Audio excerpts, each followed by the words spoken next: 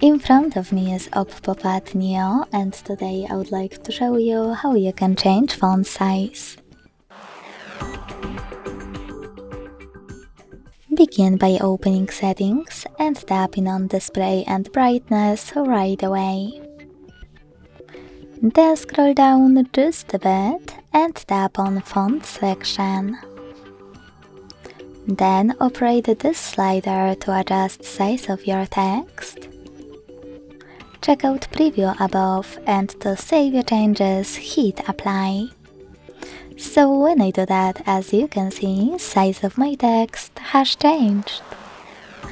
Thanks so much for watching. If you enjoyed this video, don't forget to leave a like, comment and subscribe.